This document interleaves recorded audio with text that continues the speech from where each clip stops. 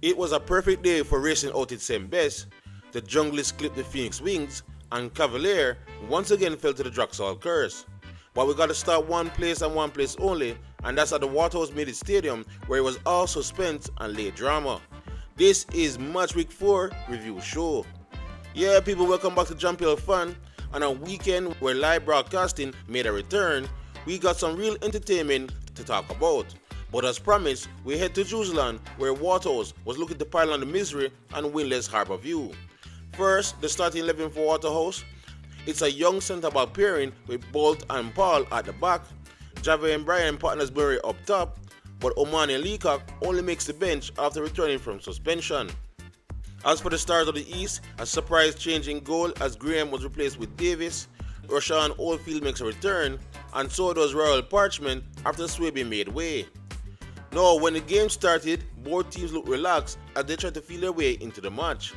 But perhaps Harbour View and Davis were a little bit too relaxed as he dilly-dally on the ball here, way out of goal, seems pressured, and the ball fell to Murray, who one time hit into the back of the empty net.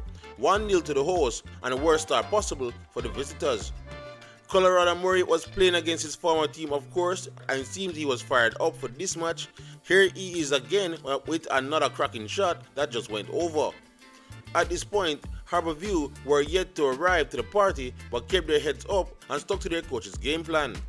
And gradually they grew into the match and started to create some looks at goal themselves, including this glorious opportunity for the tallest man on the field, Stewart, but he had the ball down and away for safety.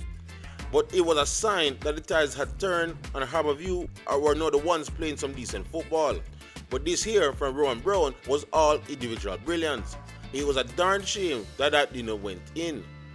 The Stars of the East will threaten one more time after that, but Firehouse would survive and enter the break with a slim lead. I'm sure the coaching staff would remind them how slim that lead was, which perhaps explained their renewed energy at the start of the second half. But just like what happened in the first, Harbour View slowly crept back into things and started producing some decent looks at goal. Trevor Reed especially was in his bag of tricks, setting up first Thompson here before providing his inch-perfect cross for Chung, who got it horribly wrong. The home fans were now starting to fear the worst, and it seemed Waterhouse got the memo as they woke up and produced some half chances on the counter-attack to kill the game off. They failed to do so, and Harbour View's two best players on the night would combine to punish them.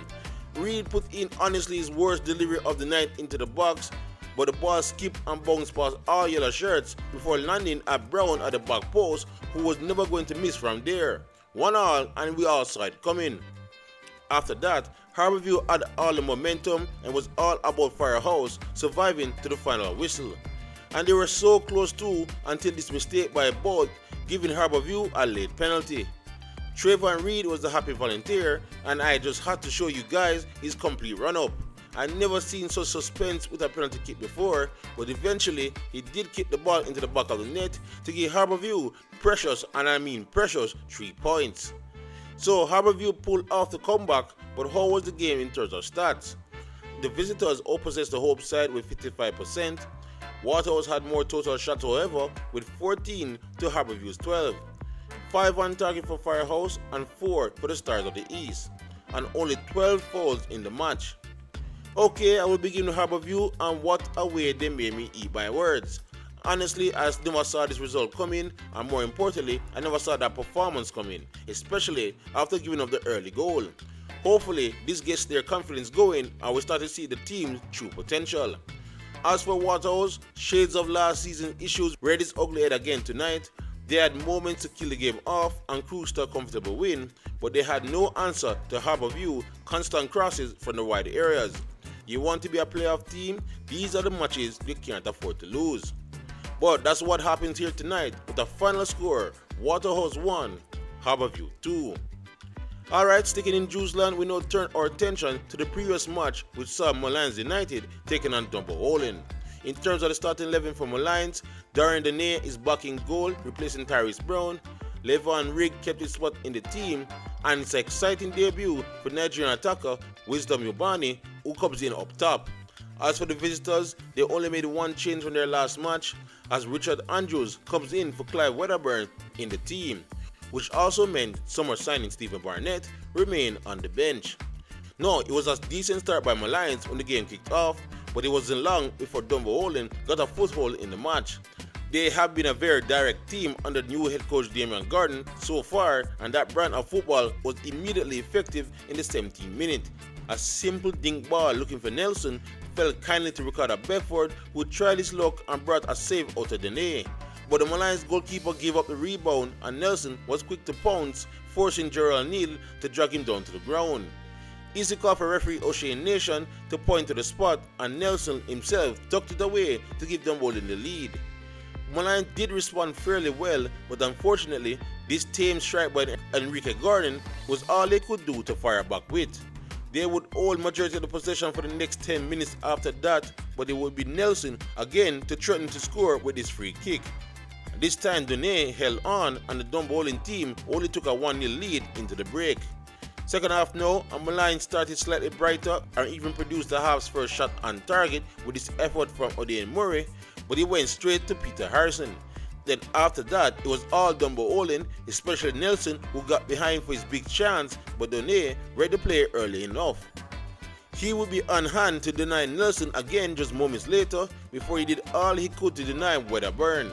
The young St. Lucian was definitely in the wars, but he could only hold on for so long as in the 88th minute, Dunbeholden would put this game to rest. A good ball was played down the channel for Nelson, who did well to rock his defender before laying it on a platter for Wedderburn, who could not miss from there. 2-0 and was more than what Dunbeholden deserved. The contest was effectively over at that point, and Dunbeholden picked up their second win of the season. So it was an easy game in the end for Dunbeholden, but how was the game in terms of stats? Molynes actually had more of the ball with 53%, but Dunbeholden had more total shots, 10-8. And by far had more on target, 7 compared to Molynes 3. There were also 18 fouls called in that match. Alright, let's begin with Dunbeholden first. It was a solid victory, but I think Dunbeholden fans must now accept that this team under coach Damien Gordon won't be playing silky ball possession style of football. Right now, it's all about finding Nicholas Nelson as soon as possible, but hey, it's currently working.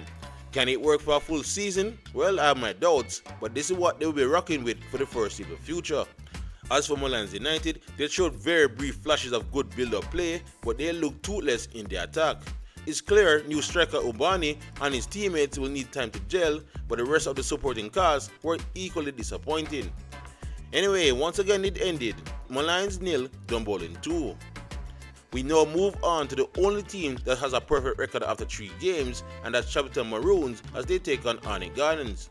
We will begin with the Maroons starting lineup first. Shemron Phillips keeps his place in the team, so too does Dante Peralta, and Marcus Ross is once again the danger man up top. As for the starting 11 for the Junglers, Jeremy Nelson is drafted into midfield, Shane Watson will partner Joel Jones in defense, and club captain Fabian Reid, as usual, leads the line. So it was a breezy start by both teams, but after this bustling run from Ricardo Thomas, the Junglers would threaten the goal first with this shot from Kelson that just went wide. The Maroons would respond well, and some nice combo between Ross and Peralta generated this half chance for Carlton Brown, but the young midfielder could not keep his shot down. Then just moments after, it would be the Junglers with the best chance of the match so far, but Jaheim Thomas was denied by the swift-thinking Prince Daniel Smith to keep things 0-0. From there, we got a fairly even contest between the two teams, with Phoenix seeing a lot of the ball, trying to find an opening, while the Junglers looked defensively organized and ready to spring counters. There will be few scares here and there, but Anthony Bennett was not tested in the Arnett goal, and both teams went into the break on level terms. Second half now, the same pattern continued for a while until there was a possession shift around the 58th minute, and the Junglers were now the ones looking likely to score. And they would eventually get it in a somewhat scrappy way. It started with another bustling run for Ricardo Thomas, who then found Kelson in the box. The number 10 turned well before firing across the 6-yard box that bypassed Reid, but Granville was following at the back post and tucked it home to give the visitors the lead in the second half, 1-0. From there, the Junglers went into an even tighter mid-block shape, daring the Maroons to break them down, all while looking to finish off things for good on the counter. They came the closest to doing so right here after a good pass from over the top, found Reid strided into the box, but Prince Daniel Smith did well in warding off the initial shot, and less said about Reed's follow-up, the better. While the Maroons at the other end were getting desperate as the clock kept ticking along and literally tried anything. Their most dangerous play happened here at the end of the game, with this play from the deep cross into the box, but the ball would just refuse to fall nicely for the Maroons. Not long after that, the ref would blow his whistle and the Junglers makes it back-to-back wins to ease the fans' worries. So the Phoenix suffered their first loss of the season, but how was the game in terms of stats? Arnett actually led the way in possession with 58%, which was a bit surprising for me, but both teams were dead even on total shots taken. But the Junglers had more on target with 4 compared to the Maroons too. 45 dangerous attacks for Arnett, while 53 for the Maroons. Okay, I'll begin with the Junglers, and I must say, this was an impressive win. Sure, it lacked the flash and style we normally see from Arnett, but this was more about brains than brute firepower. Philip Williams was spot on with his tactics on the day. As for the Maroons, I won't say they have been figured out, but we may have witnessed a potential weakness to their game. They seem to much more enjoy an open match compared to being forced to break down a mid to low block. It's something to keep an eye on. But for today, it ended Arnett Gardens 1, Chapelton Maroons 0. So, with the Phoenix losing, there remained only one perfect team and they made a long trip to St. Bess to take on Treasure Beach. Here's the starting 11 for the home team. They made only one change from the team that drew in Molynes, and that's Amari Brown being replaced by Ryan Porter. As for Racing United, Trinidadian international Aaron Inel makes his debut in goal, Khalifa Richards makes a return, and Andrew Campbell was given his first start of the season.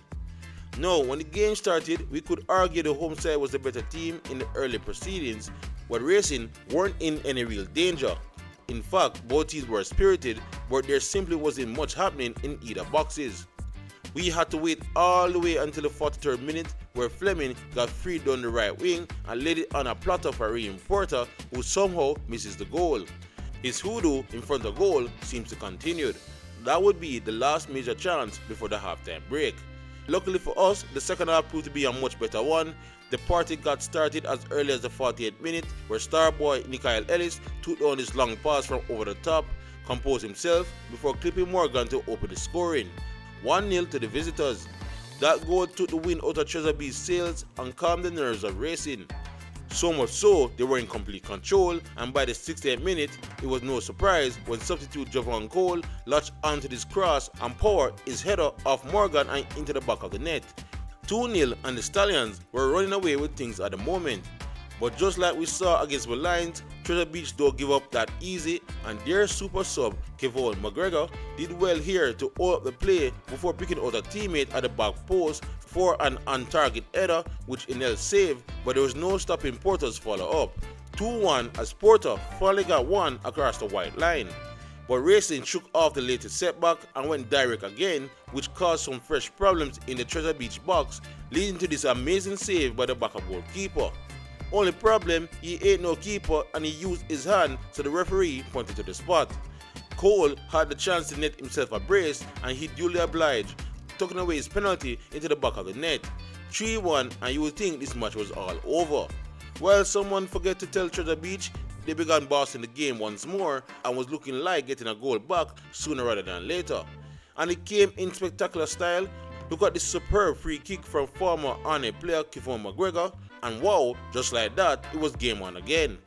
And Treasure Beach were pushing hard for the equalizer, and they should have had it in the 85th minute when Shaquille Jones played an awful ball over the top, but the Racing defender made a horrid mistake, and Porter ended up having a 1v1 with only the goalkeeper.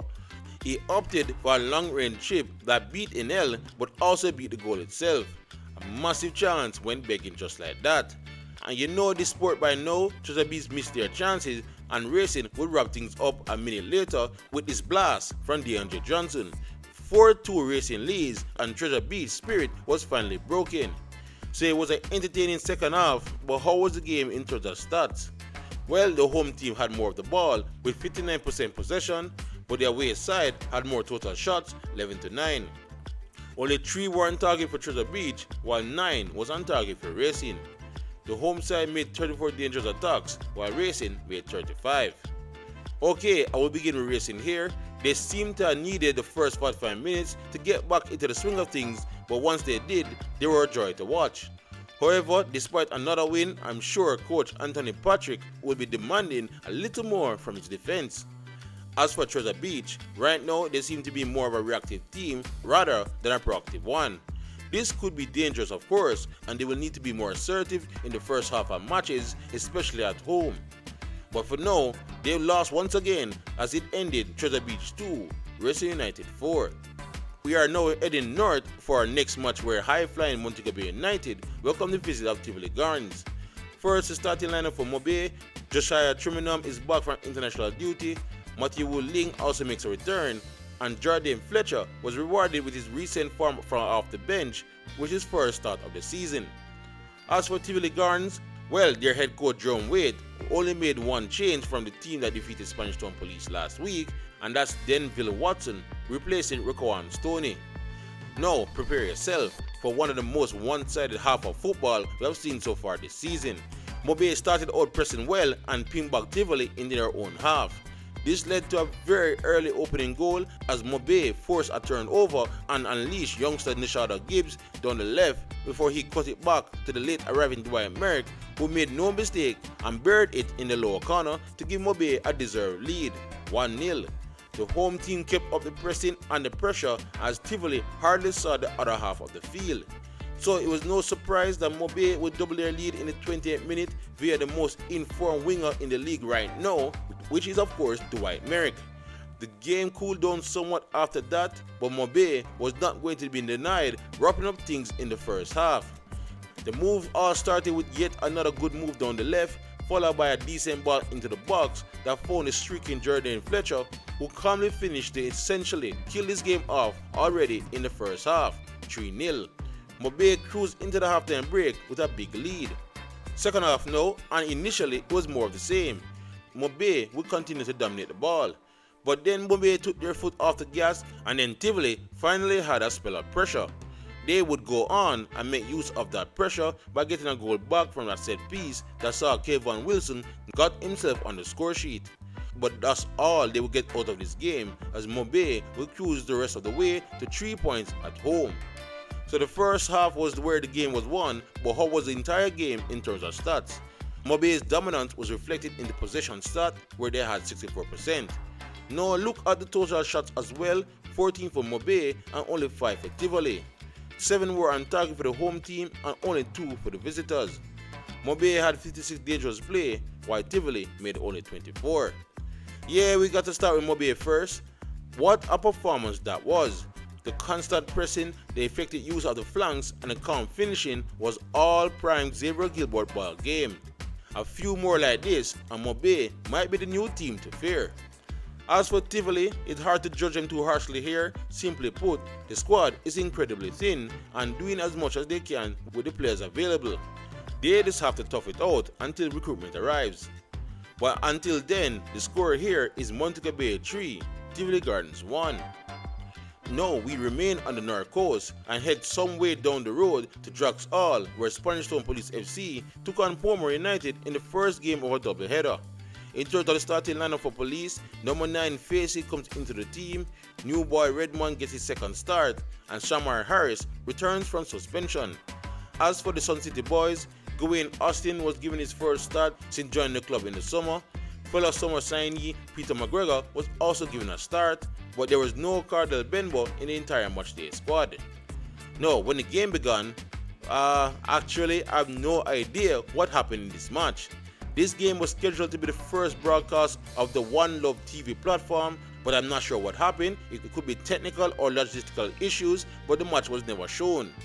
So unfortunately, I don't have much information apart from Portmore United winning the game thanks to this goal from substitute Orlando Russell in the 69th minute.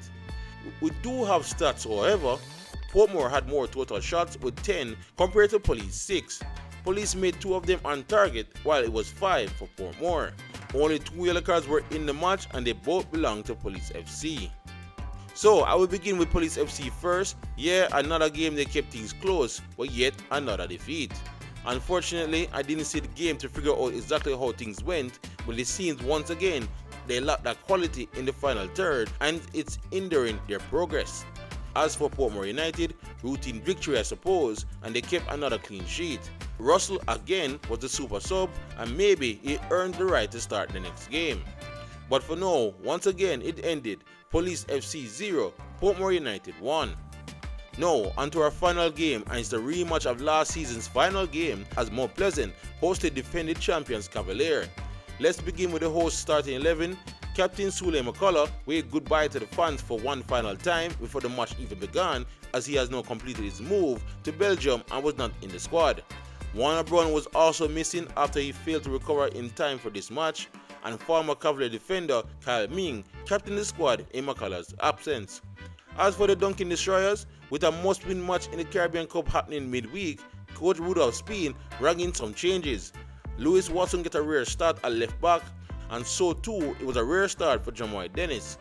Now, when the game started, Cavalier plans were clear as day to everyone. Cavalier let Mount Pleasant hold the ball and invited them to come try break them down, and it worked like a charm. Mount Pleasant had more of the ball but lacked enough imagination to unlock that Cavalier defense. Up to this point, their best efforts largely came from long range that all went wide and sometimes a bit high, while Cavalier were just waiting for the right time to strike, and it came in the 32nd minute thanks to this clumsy foul in the penalty box on Dennis, and Christopher Ainsworth took the penalty himself to dispatch it and give them the lead, 1-0 to the Duncan Destroyers. Then things returned to regular programming afterwards with Mount Pleasant dominating possession, but this wayward free kick from Green was the closest they would come in finding an equalizer before the halftime break. Cavaliers head coach Rudolph Speed brought on the likes of Denzel McKenzie and Darryl Massicott at the halftime break to try and get better control of things, but it would be the home team to threaten the goal first, but Shaquille Bradford whiffed at point blank range. They continued to hold more of the ball, but something had to change for them to stand a chance of winning, and head coach Tapa Whitmore clearly agreed as he made 3 changes that including attackers Ronaldo Biggs and Raheem Edwards joining the match. And those moves made a difference in the team going forward, but as much as they look more dangerous, sometimes you just need a helping hand. Now, when the ball was played in the box, it seemed the move was dead and Cavalier had possession, but I was shocked to see the referee pointing to the spot for a penalty on Leng. Now guys, I need your help, let's play VAR. Tell me in the comment section below if you saw the handball. Anyway, Daniel Green didn't care and he made no mistake from the spot to bring the home team level at 1-1. Now, all the momentum was with Mount Pleasant as they seek the winner, while Cavalier seemed to be content with a draw at this point. But their goalkeeper and their defenders were in a given mood. A Jadine White poor clearance led to Raheem Edwards running in behind, sandwiched by both Forbes and Leng, but the Mount Pleasant striker managed to outmuscle both and throw out the ball past White and into the empty net. 2-1 late in the half, and Mount Pleasant completed the comeback in the nick of time. So a massive first 3 points of the season for Mount Pleasant, but how was the game in terms of stats? As by design, Mount Pleasant had more of the ball with 60%, and they also had more total attempts, 9 shots compared to Cavaliers' 5. 3 on target for the home side and only 1 for the visitors, and the game had 25 fouls committed. Yeah, let's begin with Mount Pleasant, another league match they look far from their best, but this is what a team consisting of so many quality players can do. They will dig out a victory nonetheless. Tapa will be hoping they find form soon, but a win over their bitter rivals made the wait a little bit easier to stomach. As for the defending champions, the way they lost this match perfectly summed up how the season has been for them so far. Their usual plan against Mount Pleasant was working, but individual errors and questionable penalty call cost them dearly. Not the time to panic of course, but there are more questions than answers at the moment for the champs. Anyway, once again it ended, Mount Pleasant 2, Cavalier 1. So that's all 7 results, but how was the table shaping up? Alright, there's a new team on top now. Montego Bay United leads the way with 10 points from their first 4 games. Racing are in second with a perfect record, 9 points from 3.